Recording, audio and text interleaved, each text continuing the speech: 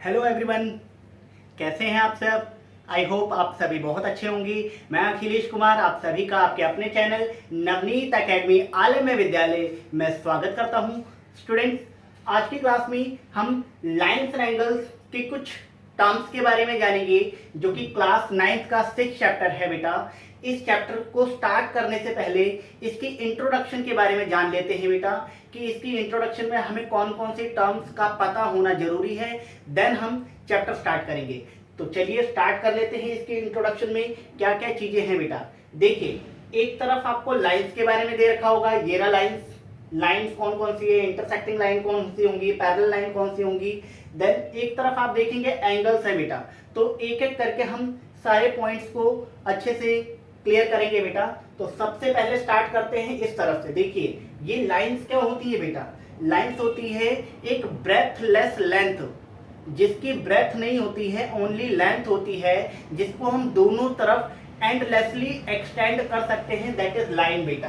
Clear. ये देखिए, ये एक लेंथ बना दी जो कि ब्रेथलेस है, इसकी कोई ब्रेथ नहीं होगी बेटा, ओनली लेंथ होगी, और इसे आप दोनों तरफ एक्सटेंड कर सकते हो। That is line. अगर एक सिंगल लेंथ है तो इसे लाइन बोलेंगे, अगर एक से ज्यादा लेंथ दे रखी है तो बेटा इसे लाइंस बोलेंगे। क्लियर। ये चीज क्लियर हो गई। अब देखिए, दूसरी है आपकी इंटरसेक्टिंग लाइन। इंटरसेक्टिंग लाइन क्या होती है बेटा, जब दो लाइन एक दूसरे को कट करें, या आप कह सकते हो जब दो लाइनें एक दूसरे को किसी कॉमन पॉइंट पर मीट करें, दैट इज इंटरसेक्टिंग लाइन। ये कैसे, देखिए, एक ये रही लाइन और एक ये रही लाइन, ये दोनों लाइनें इस कॉमन पॉइंट पे क्या कर रही हैं, मीट कर रही हैं। तो ऐसी लाइन को आप क्या कहेंगे, इंटरसेक्टिंग लाइन। तीसरी है बेटा पैरेलल लाइन। पैरेलल क्या होती है बेटा, ऐसी दो लाइनें जो एक दूसरे को कभी भी किसी भी पॉइंट पर मीट नहीं करें, चाहे आप उसे कितना भी आगे एक्सटेंड करते जाओ, बट वो कभी एक दूसरे को मीट नहीं करेंगी। तो ऐसी लाइनों को आप क्या बोलेंगे बेटा, पैरेलल लाइन। मींस इनके बीच का जो डिफरेंस है वो हमेशा सेम रहेगा बेटा, चाहे आप इसे कितना भी एक्सटेंड कर लो, बढ़ा लो। क्लियर। ये तीनों चीजें क्लियर। अब आ जाते हैं एंगल्स पे बेटा। एंगल्स क्या होता है, जब एक पॉइंट से हम दो रेज अलग अलग ड्रॉ करें तो इनके बीच में ये एंगल्स बनता है बेटा। एक कॉमन पॉइंट से जब दो रेज ड्रॉ करते हैं तो ये एंगल बन जाता है। ठीक है बच्चे, ठीक है। अब देखिए, इस एंगल में सबसे पहले है राइट एंगल। राइट एंगल क्या होता है बेटा, राइट एंगल जो 90 डिग्री का एंगल बनाए उसे हम राइट एंगल कहते हैं। 90 डिग्री का एंगल बेटा, ये देखिए कुछ ऐसे बनता है राइट एंगल। ठीक है, इस वाले पॉइंट को हम मिटा देते हैं। देखिए, राइट एंगल क्लियर हो गया। राइट एंगल क्या होता है, हमेशा 90 डिग्री का होता है। उसके बाद सेकंड है आपका स्ट्रेट एंगल। स्ट्रेट एंगल क्या होता है बेटा, जो कि 180 डिग्री का होता है। क्लियर। स्ट्रेट एंगल क्या है, 180 डिग्री। राइट एंगल क्या है, 90 डिग्री। तीसरा क्या आता है बेटा, एक्यूट एंगल।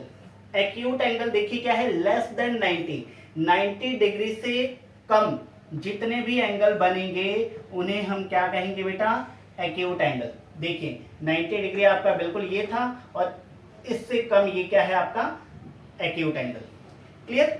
और इसी से अगर ज्यादा हो, देखिए अगला पॉइंट आपका यही कहता है, ऑब्ट्यूज एंगल क्या बोलता है, more than 90 but less than 180। आपका ये स्ट्रेट एंगल क्या था, 180, और ये क्या था, राइट एंगल। इससे ज्यादा मीन्स इधर ये वाला एंगल, इसको आप देखेंगे तो ये एंगल क्या बनेगा बेटा, ये एंगल बनेगा ऑब्ट्यूज एंगल। ये समझाने के लिए बताया था, स्ट्रेट और 90 कुछ ऐसा बनेगा बेटा obtuse angle. More than 90 but less than 180 आपका ऑब्ट्यूज एंगल बनेगा। क्लियर। ये सारे पॉइंट्स क्लियर। अब देखिए रिफ्लेक्स एंगल क्या होता है बेटा, रिफ्लेक्स एंगल होता है more than 180 but less than 360। अब देखो ये इंपॉर्टेंट टर्म है रिफ्लेक्स एंगल, ये आपके एग्जाम में ज्यादातर पूछा जाता है, इसको ध्यान से देखिए। देखिए बेटा, आपका ये क्या था, ये था एक्यूट एंगल, ठीक है। अब एक्यूट एंगल है तो 180 से बड़ा या 180 तो नहीं हो सकता, ठीक है। एक्यूट एंगल क्या होता है, 90 से छोटा होता है। तो रिफ्लेक्स एंगल क्या होगा, इसके बाहर वाला ये जो एंगल क्रिएट होगा, बाहर वाला पोर्शन होगा, वो रिफ्लेक्स एंगल होगा। मान लीजिए एक्यूट एंगल दे रखा है 50 डिग्री, तो अगर आपको रिफ्लेक्स एंगल बताना है तो क्या करेंगे बेटा, रिफ्लेक्स एंगल के लिए आप 360 में से जो एक्यूट एंगल आपका बना है वो माइनस कर दीजिए। Means we know that complete angle कितने डिग्री का होता है। कंप्लीट एंगल का क्या मतलब होता है बेटा, एक पॉइंट से स्टार्ट करो और ये पूरा उसी पॉइंट पे एंड करना ही कंप्लीट एंगल होता है, और कंप्लीट एंगल बनता है 360 डिग्री का। तो अगर आप ये पूरा देखें तो 360 बनाता है।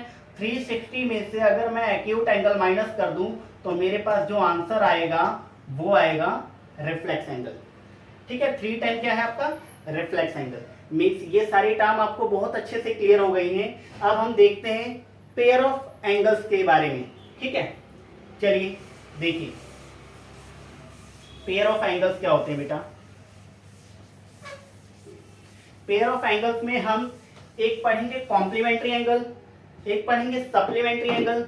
चलिए देखिए क्या है पेयर ऑफ एंगल। हाँ जी, सबसे पहले कॉम्प्लीमेंट्री।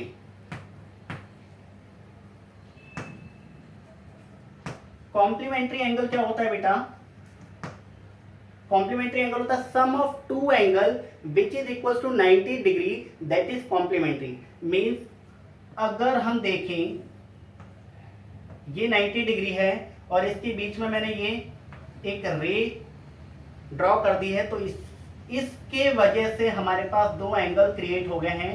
एक एंगल ए है, एक एंगल बी है।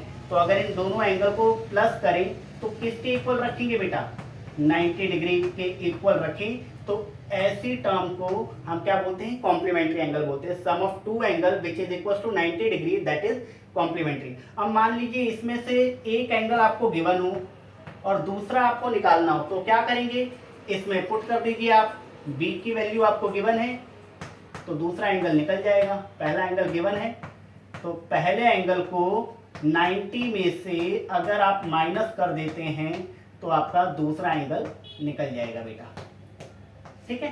तो इस तरीके से आप कॉम्प्लीमेंट्री एंगल को देखते हैं, ठीक है। चलिए एक है सप्लीमेंट्री एंगल, ये तो था कॉम्प्लीमेंट्री। अब देखिए सप्लीमेंट्री बेटा, ऐसे ही सप्लीमेंट्री है।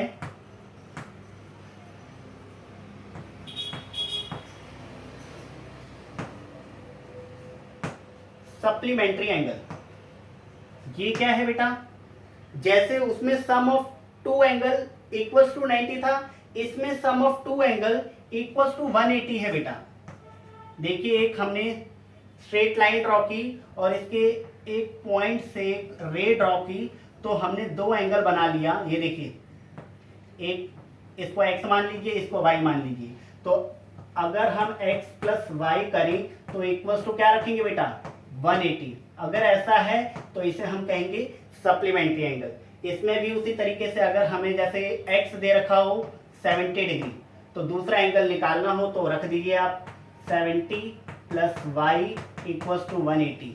मीन्स अगर 180 में से जो एंगल गिवन है उसे माइनस करेंगे तो दूसरे वाला एंगल आपका निकल कर आ जाएगा बेटा। देखिए 110, तो ये दूसरा क्या निकल कर आ गया, 110। तो इन दोनों एंगल का सम 180 बनता है बेटा। तो ऐसे एंगल को हम बोलते हैं सप्लीमेंट्री एंगल।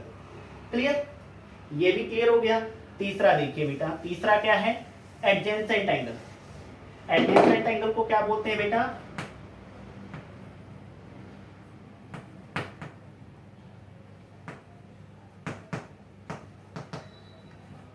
ये देखिए एडजेसेंट एंगल। एडजेसेंट एंगल को बोलते हैं बेटा पड़ोसी एंगल। ये कैसे, देखिए एक एंगल हमने ड्रॉ किया, यही समझा देते हैं, ठीक है। इस एंगल से हमने एक कॉमन रेज ड्रॉ की और एक और कॉमन रेज ड्रॉ की। तो देखिए अब इस वाली कॉमन रेज को अभी हम इग्नोर करें, अभी नहीं ड्रॉ करें, तो देखो ये वाला एंगल और ये वाला एंगल एक दूसरे के क्या होगा, एडजेसेंट एंगल होगा। बेटा जब एक रे जो कॉमन रे होती है उसमें दो एंगल क्रिएट होते हैं बेटा, एक एक्स है ये वाई है, तो एक्स वाला एंगल वाई वाले एंगल के क्या होगा, एडजेंसेंट होगा, पड़ोसी एंगल होगा। ठीक है, और एक चीज और देख लीजिए, अगर मैंने एक और रे ड्रॉ कर दी, अब देखिए एक्स हो गया, ये वाई हो गया और ये जेड हो गया। अब इसमें एडजेंसेंट एंगल आप किस किस को बताएंगे, एक्स का एडजेंसेंट एंगल वाई होगा, y का एडजेंसेंट एंगल z भी होगा और y का एडजेंसेंट एंगल x भी होगा, क्योंकि y का पड़ोसी एंगल x भी है और y का पड़ोसी एंगल z भी है। लेकिन अगर मैं z का एडजेंसेंट पूछूं तो z का y होगा ओनली, x नहीं हो सकता, क्योंकि इन दोनों में कॉमन रेज एक ही है। y और z में कॉमन रेज ये है और x और y में कॉमन रेज ये है। अगर x और z में कॉमन रेज पूछे तो नहीं है बेटा। तो एडजेंसेंट एंगल भी आपको क्लियर हो गया होगा, पड़ोसी एंगल होता है x y के एडजेंसेंट होगा, y z के भी एडजेंसेंट होगा और y x के भी एडजेंसेंट होगा, और लेकिन z की पूछे तो z का एडजेंसेंट y होगा। क्लियर, ये क्लियर हो गया होगा बेटा आपको। अब देखिए ये थी कुछ टर्म जो कि आपको बहुत अच्छे से क्लियर हो गई है। अब एक लीनियर पेयर की बात करते हैं बेटा। लीनियर पेयर क्या होता है,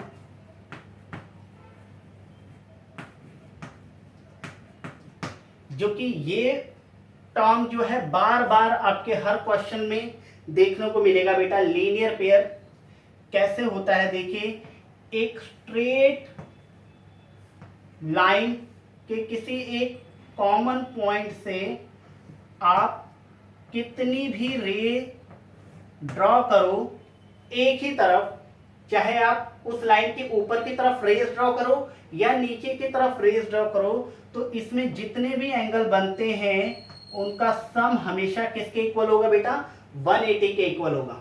मीन्स मान लीजिए एक एंगल आपका ए बन गया, बी बन गया, सी बन गया, डी बन गया।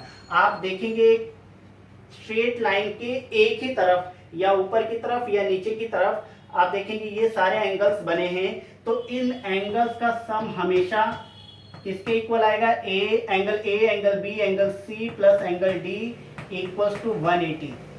और ये 180 किस कारण से होगा, दैट इज लीनियर पेयर की वजह से होगा बेटा। ठीक है, इसका रीजन क्या देंगे, लीनियर पेयर। अगर ऐसे ही देखिए ये ऐसे बनता तो इसमें आप लीनियर पेयर क्या बताते, देखो एक एंगल ये बना है और एक एंगल ये बना है, एंगल 1 और एंगल 2, तो इसमें आप क्या कहेंगे, angle 1 plus angle 2 which is equal to 180। एक ही तरफ रे ड्रॉ की है हमने, देखो उसकी तरफ लेफ्ट की तरफ, ठीक है, राइट की तरफ भी हो सकती है, आपको क्वेश्चन ध्यान से देखना है। ठीक है, तो angle 1 plus angle 2 equal to 180, reason क्या बताएंगे, लीनियर पेयर बेटा। ठीक है, क्लियर। अब मान लीजिए एंगल 1 आपको गिवन हो, एंगल 1 दे रखा है 100 डिग्री, एंगल 2 निकालना हो तो क्या करोगे, 100 degree plus angle 2 which is equal to 180। Angle 2 क्या निकल कर आएगा बेटा, 180 में से 100 को आपने माइनस कर दिया, तो आप देखेंगे एंगल 2 आ गया 80 डिग्री। तो इस तरीके से आप लीनियर पेयर का यूज करके भी एंगल निकाल सकते हैं। तो आज की वीडियोस में ये सारी चीजें आपने देखी, आपको बहुत अच्छे से क्लियर हो गया होगा बेटा। ये पार्ट 1 था, ऐसे ही कुछ और भी टर्म्स है बेटा जो कि पार्ट 2 में आपको बताएंगे। तो आई होप आज की क्लास आपको बहुत अच्छी लगी होगी। अगर वीडियोस पसंद आए तो बेटा लाइक एंड सब्सक्राइब करना ना भूलें, और इसी तरीके से अपने दोस्तों के साथ भी शेयर कीजिए ताकि उनकी भी इसी तरीके से हेल्प हो सके, और ज़्यादा से ज़्यादा वीडियो शेयर कीजिए। आज की क्लास में यही सारी चीज़ें थी बेटा। आई होप आपने बहुत अच्छे से समझा होगा। इसी तरीके से पढ़ते रहिए, मिलते हैं नेक्स्ट क्लास में। Thank you so much.